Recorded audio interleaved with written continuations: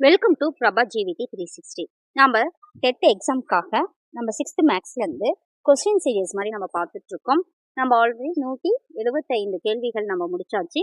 இந்த வீடியோவில் 176லேருந்து 200 வரைக்குமே நம்ம கேள்விகள் பார்க்கலாம். ஒவ்வொரு வீடியோலும் 25 கொஸ்டின் நம்ம பார்க்கலாம். பாருங்க, 176 15 நாற்காலிகளின் விலை 7500. இது போன்று 12,000க்கு எத்தனை நாற்காலிகள் வாங்க இயலும் என காண்கன்னு கொடுத்துருக்காங்க.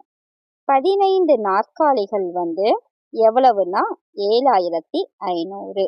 அப்ப 15 நாற்காலி 7500னா ஃபர்ஸ்ட் நம்ம என்ன கண்டுபிடிக்கணும்னா ஒரு நாற்காலியோட மதிப்பு கண்டுபிடிக்கணும். இப்போ ஒரு நாற்காலியோட மதிப்பு பார்த்தீங்கன்னா 7500 டிவைடட் பை 15. ஒரு நாற்காலி அப்படி பெருசுல இருந்து சின்னது கண்டுபிடிக்கணும், நம்ம டிவைட் பண்ணணும்.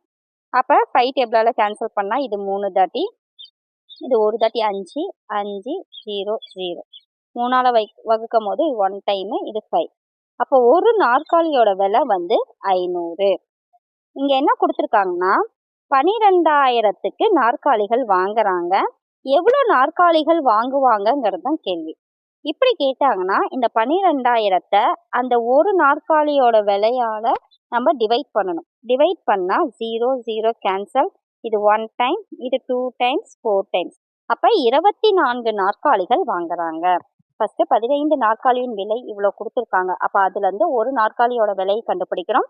அதுக்கப்புறம் எவ்வளோ நாற்காலிகள் 12,000க்கு வாங்குவாங்க அப்படின்னு கேள்விகள் கேட்கும் போது அந்த 12,000த்தை ஒரு நாற்காலியோட விலையால் நம்ம வகுத்தா நமக்கு ஆன்சர் கிடைக்கும். அப்போ மொத்தம் 24 நாற்காலிகள் வாங்கியிருக்காங்க.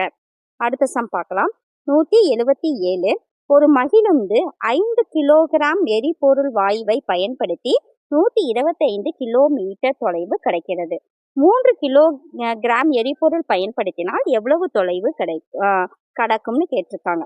5 கிலோகிராம் எரிபொருளை பயன்படுத்தி எவ்வளோ கிலோமீட்டர் நடக்கிறாங்கன்னா 125 கிலோமீட்டரை கடக்குது. அப்போ 1 கிலோகிராம் எரிபொருளை பயன்படுத்தினா மொத்தம் எவ்வளோ வருதுன்னு நம்ம பார்க்கலாம். 125 பை 5, 5ஆல் வகுத்தா இது 2, 25 கிலோமீட்டரை கடக்கலாம். அதாவது 1 கிலோகிராம் எரிபொருளை பயன்படுத்தி 25 கிலோமீட்டர் தொலைவை கடக்கலாம். அப்போ 3 கிலோகிராம் எரிபொருளை பயன்படுத்தினா எவ்வளோ ஆகும் அப்படின்னா 25 × 3. அப்போ டோட்டலாக 75 கிலோமீட்டர் தொலைவை கடக்கலாம். இதுதான் ஆன்சர். அடுத்தது 178 சோழன் சீரான வேகத்தில் நடந்து 6 கிலோமீட்டர் தொலைவை 1 மணி நேரத்தில் கடக்கிறார். அதே வேகத்தில் அவர் 20 நிமிடங்கள் நடந்து கடக்கும் தொலைவு எவ்வளவுன்னு கேட்குறாங்க. அப்போ 1 மணி நேரத்தில் 6 கிலோமீட்டர் தொலைவை கடக்கிறாங்க. அதாவது 60 நிமிடத்தில், எனக்கு கீழே நிமிடத்தில் கேள்வி கேட்டதுனால நம்ம இதை நிமிடத்தை தான் மாற்றணும். 60 நிமிடத்தில், ஏன்னா 1 மணி 60 நிமிடங்கள். அப்போ 60 நிமிடம் 6 கிலோமீட்டர் தூரம் கடக்கிறாங்க, நேரத்தில் கடக்கிறாங்க. அப்போ 1 நிமிடத்துக்கு எவ்வளோ வரும் அப்படின்னு நம்ம போடலாம். 6/60. அப்போ 1, இது 10. அப்போ 1/10 கிலோமீட்டர் கடக்கிறாங்க.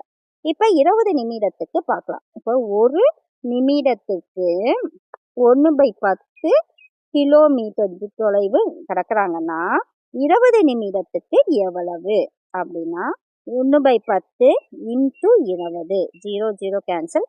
அப்போ 2 கிலோமீட்டர் கடக்கிறாங்க. Answer 2 kilometre. அடுத்தது 179 ஒரு வினாடி வினா போட்டியில் கார்முகிலன் மற்றும் கவிதா வழங்கிய சரியான விடைகளின் எண்ணிக்கை. கார்முகிலனும் மற்றும் கவிதாவும் ரேஞ்ச் எவ்வளோன்னா 10:11 எண்ணிக்கையில் அவங்க ஆன்சர் வாங்கியிருக்காங்க. மொத்தம் ஆன்சர் பண்ணியிருக்காங்க. மொத்தம் எவ்வளோ புள்ளிகள் கொடுத்துருக்காங்கன்னா 84 புள்ளிகள் கொடுத்துருக்காங்க. அப்போ கவிதா மட்டும் எத்தனை கொஸ்டின் கரெக்டாக இருப்பாங்கன்னு கேட்குறாங்க. அப்போ மொத்தம் 10 + 11 மொத்தம் 21 கேள்விகளுக்கு எத்தனை புள்ளிகள்? 84 புள்ளிகள் கொடுத்துருக்காங்க. அப்போ ஒரு கேள்விக்கு எத்தனை புள்ளிகள் அப்படின்னு பார்த்தீங்கன்னா 84 டிவைடட் பை 21. இப்போ இது 1 டைமு, இது 4 டைம்ஸ். அப்போ ஒரு கேள்விக்கு 4 புள்ளிகள்னு கொடுத்துருக்காங்க. அப்ப கவிதா வந்து பாத்தீங்கன்னா கவிதா எவ்வளோ ரேஷியோல கொடுத்துருக்காங்க? 11 ரேஷியோ. அப்ப எத்தனை கேள்விகள் சரியா இருப்பாங்கன்னா இன்ட்டு 4ஆல பெருக்கும் போது 44 கேள்விகள் வந்து அவங்க பெற்றிருப்பாங்க. அதாவது 44 புள்ளிகள். அதாவது 11 கேள்விகள் ரைட்டு. எத்தனை புள்ளிகள் பெற்றிருப்பாங்கன்னா 44 புள்ளிகள் வந்து கவிதா வாங்கியிருப்பாங்க. அடுத்தது 180. கார்மேகன் 9 ஓவர்களில் கார்மேகன் வந்து 9 ஓவர்ல 15 ரன். ஓட்டங்கள்னா ரன். நான் ரன்னு எழுதியிருக்கேன். 9 ஓவர்ல 15 ரன். அப்போ ஒரு ஓவர்ல எவ்வளோ ரன் எடுத்திருப்பாங்கன்னா 54 ரன். இப்போ 54 பாருங்க. கார்மேகன் வந்து 9 ஓவர்ல 54 ரன் வந்து எடுத்திருக்காங்க. ஓட்டங்கள்னா ரன். நான் ரன்னு எழுதியிருக்கேன். அப்போ ஒரு ஓவர்ல எவ்வளோ எடுத்திருப்பாங்கன்னா 54/9. அப்ப இங்க வந்து 6 ரன் எடுத்திருப்பாங்க. ஒரு ஓவர்ல அவங்க 6 ரன் எடுத்திருப்பாங்க. அடுத்தது ஆசிஃப் பார்த்தீங்கன்னா 11 ஓவர்ல 77 ரன் எடுத்திருக்காங்க. அப்போ ஒரு ஓவருக்கு 77/11. அப்ப டோட்டலா 7 ரன் எடுத்திருக்காங்க. அப்ப கார்மேகன் வந்து 6 ரன்னு, ஆசிஃப் வந்து 7 ரன்னு ஒரு ஓவர்ல எடுப்பாங்க. அப்ப இதை வச்சு பார்க்கும்போது யார் சிறப்பா விளையாண்டுருக்காங்கன்னா ஆசிஃப் தான் சிறப்பா விளையாண்டுருக்காங்க. இதுதான் ஆன்சர். அடுத்தது 181. உன் நண்பன் 5 ஆப்பிள்களை 70க்கும் நீ 6 ஆப்பிள்களை 90க்கும் வாங்கினால் யார் வாங்கியது சிறப்புன்னு கேட்குறாங்க. அப்ப நண்பன் வந்து 5 ஆப்பிள் வந்து 70 ரூபாய்க்கு வாங்குறாங்க. அப்போ ஒரு ஆப்பிளோட விலை எவ்வளவு? 70/5. இப்போ 1 டைம் இது 2 டைம் 4. அப்போ 14 ருபீஸ்க்கு வந்து ஆப்பிள் வந்து உன் ஃப்ரெண்ட்ஸ் வாங்கியிருக்காங்க. இப்போ நீ பார்த்தீங்கன்னா 6 ஆப்பிள் வந்து 90 ரூபாய்க்கு வாங்குற. அப்போ 6 ஆப்பிள் வந்து 90 ரூபாய்க்கு வாங்கும் போது ஒரு ஆப்பிள் எவ்வளவுன்னா 90/6. 3 டேபிள கேன்சல் பண்ணும்போது 2, இது 30. இதை கேன்சல் பண்ணும்போது 15. அப்ப நீ வந்து 15 ரூபாய்க்கு வாங்குற. அப்ப ஒரு ஆப்பிள் வந்து உன் ஃப்ரெண்டு வந்து 14 ரூபாய்க்கும் நீ வந்து 15 ரூபாய்க்கு வாங்கும் போது யார் வாங்கியது சிறப்புன்னா உன் ஃப்ரெண்டு வாங்குறது தான் சிறப்பு. ஏன்னா கம்மி ரேட்டுக்கு வாங்கியிருக்காங்க. அடுத்தது 182. ஒரு மரப்பாச்சி பொம்மையின் விலை 90. அது போன்று 3 பொம்மைகளின் விலை என்ன? ஒரு பொம்மையோட விலை, மரப்பாச்சி பொம்மையோட விலை 90 ரூபாய். அப்ப 3 பொம்மையோட விலை எவ்வளவு? 90 × 3 270. அப்ப ஒரு மரப்பாச்சி 90னா 3 பொம்மைகள் வந்து 270. அடுத்தது 183. 8 ஆரஞ்சுகளின் விலை 56. 5 ஆரஞ்சுகளின் விலை எவ்வளவுன்னு கேக்குறாங்க. 8 ஆரஞ்சு வந்து 56னா ஒரு ஆரஞ்சு வந்து 56/8. அப்ப எத்தனை வரும்? 7. அப்ப ஒரு ஆரஞ்சோட விலை 7 ரூபாய். அப்ப 5 ஆரஞ்சு கேக்குறாங்க. அப்ப 5 ஆரஞ்சோட விலை 7 × 5 35 ரூபாய். 7 × 5 35 ரூபாய்க்கு வாங்குறாங்க. அடுத்தது 184. ஒரு நபர் 15 நிமிடங்களில் 2 கிலோமீட்டர் கடக்கிறார் எனில் 45 நிமிடங்களில் எத்தனை கிலோமீட்டர் நடப்பார்? 15 நிமிடத்துல 2 கிலோமீட்டர் கடக்குறாங்க. அப்போ ஒரு நிமிடத்துல எவ்வளவு நேரம் அப்படின்னு நம்ம கால்குலேட் பண்ணா 2/15. இதை கேன்சல் பண்ண முடியாது, அப்படியே வச்சுக்கலாம். அடுத்தது 45 நிமிடத்துல கேக்குறாங்க. அப்ப 45 நிமிடம்னா × 45ன்னு போடுறோம். 15ஆல நம்ம கேன்சல் பண்ணது 1 டைம், இது 3 டைம். அப்ப 3 × 6. அப்ப 6 கிலோமீட்டர் வந்து கடக்குறாங்க. அடுத்தது 185 பார்க்கலாம். சில விலங்குகளின் அதிக அளவு வேகம் கொடுக்கப்பட்டுள்ளது. யானை 20 கிலோமீட்டர் பெர் மணி, சிங்கம் 80 கிலோமீட்டர் பெர் மணி, சிறுத்தை 100 கிலோமீட்டர் பெர் மணி. இப்ப யானைக்கும் சிங்கத்திற்கும் உள்ள விகிதம் பார்க்கலாம். யானைக்கும் சிங்கத்துக்குன்னா 20:80. இது 0 கேன்சல். இது 1 டைம், இது 4 தாட்டி. இப்போ 1:4. அடுத்தது சிங்கத்துக்கும் சிறுத்தைக்கும் பார்க்கலாம். 80:100. 0 கேன்சல். இது 4:4. 5. இது வந்து சிங்கத்துக்கும் சிறுத்தைக்கும் உள்ள விகிதம். அடுத்தது யானைக்கும் சிறுத்தைக்கும் உள்ள விகிதம். அப்ப 20:100. 0 0 கேன்சல். இது 1 டைம், இது 5 தாட்டி. அப்ப இது பாத்தீங்கன்னா 3க்கும் கண்டுபிடிச்சாச்சு. அடுத்தது ஆகியவற்றின் விகிதங்களை எளிய வடிவில் காண்க. எளிய வடிவில் எழுதியாச்சு. எந்த விகிதம் மிக சிறியது என்ற காண்கன்னு கொடுத்துருக்காங்க. இப்ப ஃபர்ஸ்ட் இது பாத்தீங்கன்னா யானைக்கும் சிங்கத்துக்கும் 1/4. அடுத்தது 1/4 சிங்கத்துக்கும் சிறுத்தைக்கும் பார்த்தீங்கன்னா 4/5. கடைசியா இருக்கிறது பார்த்தீங்கன்னா யானைக்கும் சிறுத்தைக்கும் 1/5. அப்ப 3 விகிதம் நம்ம எழுதிக்கிறோம். பாருங்க இங்கே எழுதுறேன். 1/4, இங்க 4/5, இங்க 1/5. ஃபர்ஸ்ட் இது ரெண்டும் சேமா இருக்கு டினாமினேட்டர். அப்ப அதை வச்சு கம்பேர் பண்ணும்போது இதுதான் சின்னது. 1/5 தான் சின்னது. அப்ப 1/4 சின்னதா 1/5 சின்னதா நம்ம அடுத்தது கம்பேர் பண்ணும்போது வேற வேற இருக்கு. அப்ப இங்க 5ஆல நம்ம பெருக்கிக்கிறோம், இங்க 4ஆல பெருக்கிக்கிறோம். பெருக்கும் போது டிவைடட் பை 20. இங்க பாத்தீங்கன்னா 5 வருது, இங்க 4 வருது. அப்ப எது சின்னது? 4/20 தான் சின்னது. அப்ப கடைசியா எது சின்னது அப்படின்னு பாத்தீங்கன்னா யானை மற்றும் சிறுத்தை தான் சின்னது. அடுத்தது 186. ஒரு பள்ளியில் 1500 மாணவர்கள், 50 ஆசிரியர்கள், 5 நிர்வாகிகள் என உள்ளனர்.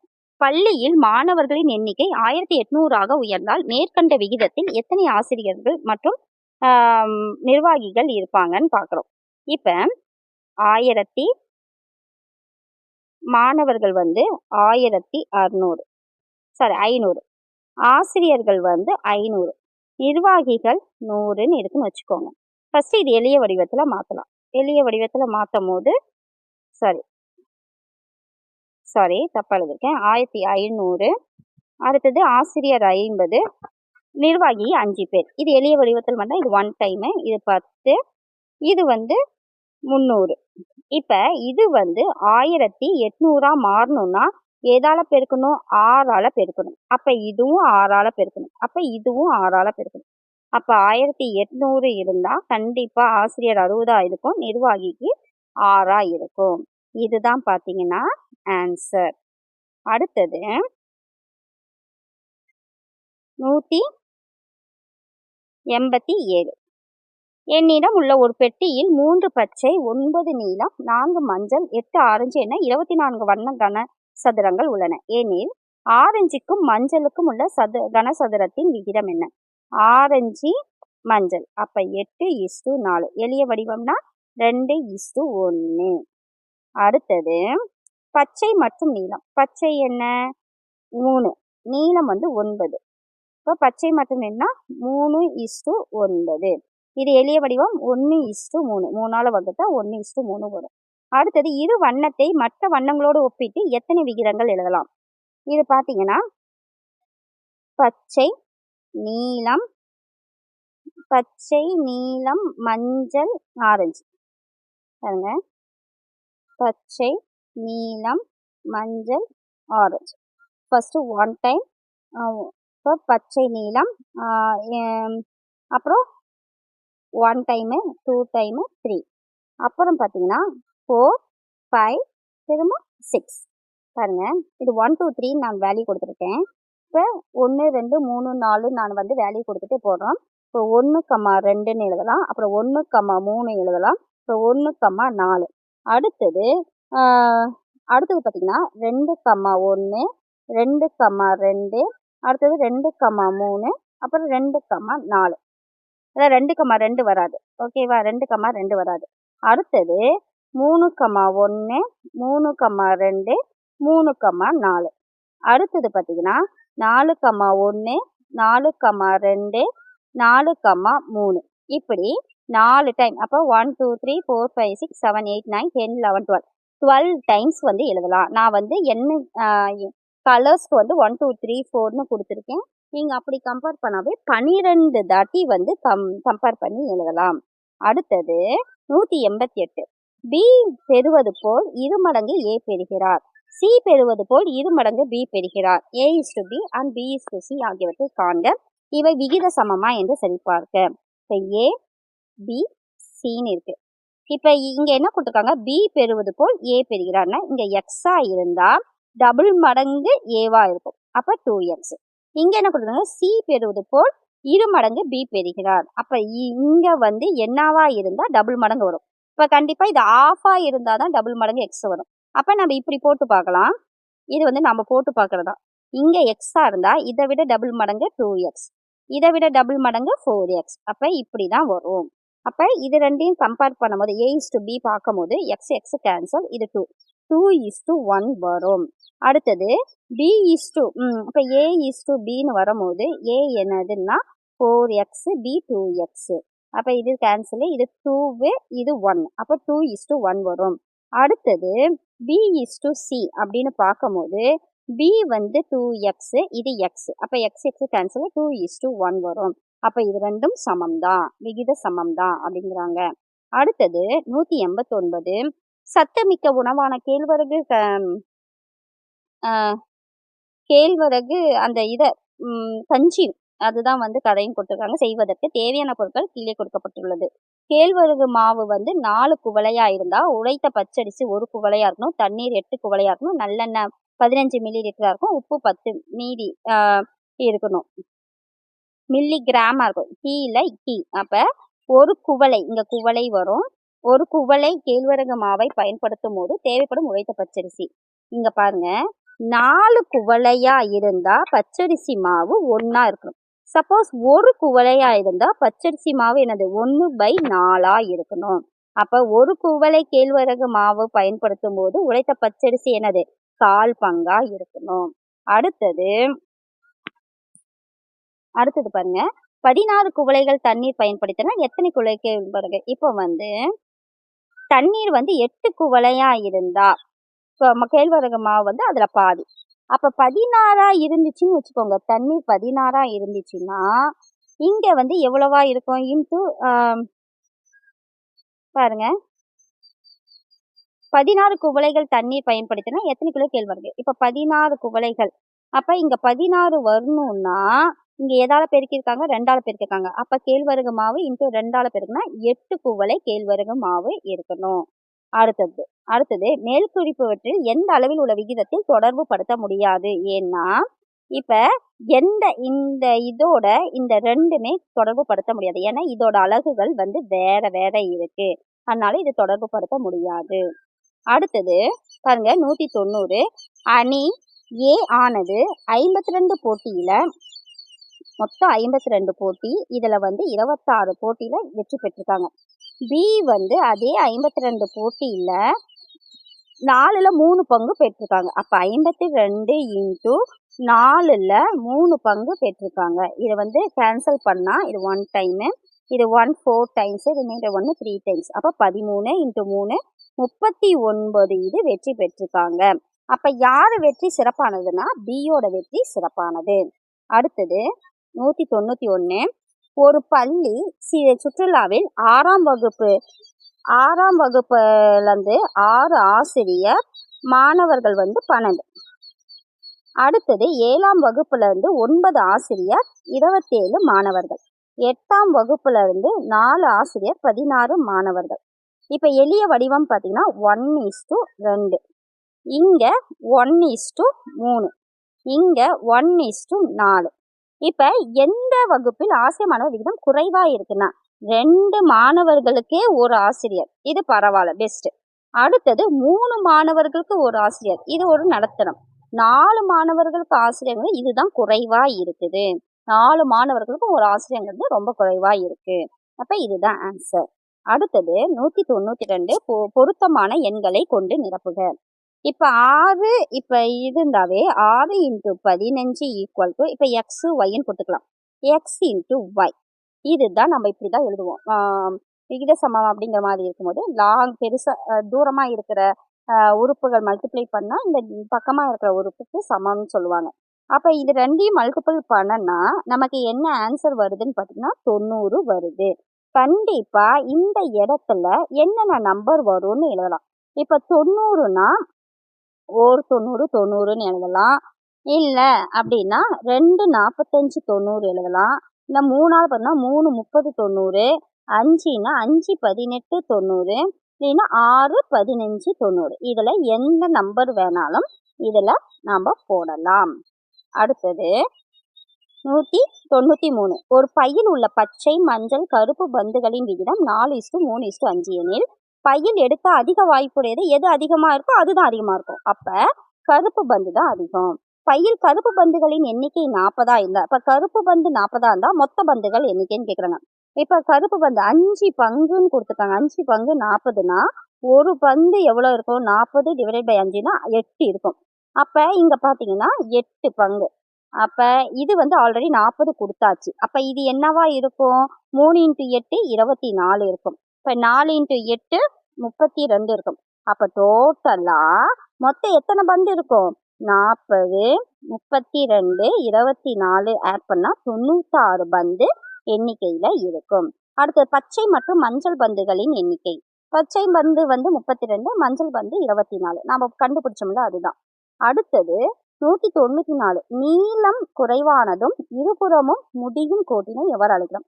நீளம் கம்மியா, அதாவது இந்த பாயிண்ட்ல இது முடிஞ்சிருது, எக்ஸ்டெண்டா போகவே இல்லை, அதுக்கு பேரு கோட்டு துண்டு. கோட்டு துண்டு. அடுத்தது 195.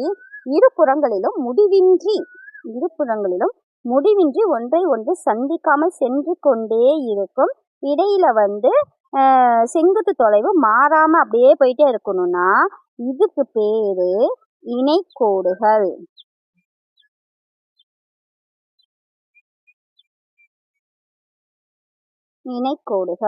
அடுத்தது 196. ஓரிடத்தில் ஒன்றை ஒன்று சந்தித்து கொள்ளும் இரு கோட்டுகள். அப்போ ஒரு இடத்துல ஒன்றை ஒன்று சந்திக்குது அப்படின்னா வெட்டும் கோடுகள்.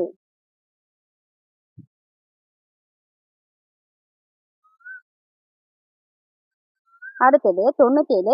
கோடுகளில் ஒரு முனை முடிவுற்றுச்சு, பாயிண்ட் இருக்கு, மறுமுனை முடிவுறாமல் போயிட்டே இருக்கிறதுக்கு என்னன்னா கதிர்கள். 198. A மற்றும் B என்ற 2 புள்ளிகள் வழியாக செல்லும் கோட்டினை கதிர் மாதிரி சொல்லுவாங்க. 2 போயிட்டே இருக்குன்னா இதுதான் வரும். அடுத்தது 199. புள்ளி B-யிலிருந்து ஏவிற்கு செல்லும் கோட்டு துண்டை, B-யிலிருந்து ஏவுக்கு செல்லுது அப்படின்னா BA, அந்த கோட்டு துண்டு இப்படி போடுவாங்க. அங்கே ஏரோ மார்க் போடுவாங்க, இங்கே ஏரோ மார்க் போட மாட்டாங்க. ஒரு கதிரானது டேஸ் முடிவு புள்ளிகளை பெற்றுக்குன்னா 1 முடிவு புள்ளிகளை பெற்றிருக்கும். இதோட பார்த்தீங்கன்னா 200 கேள்விகள் நம்ம பார்த்தாச்சு. நீங்கள் தொடர்ந்து பார்த்துட்டே வாங்க. நிறைய பேருக்கு மேக்ஸ் புக் இருக்காது. நான் எல்லா கொஸ்டினுமே தான் கலந்து நான் கொடுத்துட்ருக்கேன். நீங்கள் ஒரு நோட்டு போட்டு எழுதிக்கிட்டு வந்தீங்கன்னாவே, நீங்கள் இதை பார்த்தீங்கன்னாவே போதும். கண்டிப்பாக 30 out of 30 எடுத்துடலாம். நன்றி. ஃபாலோ பண்ணிக்கோங்க.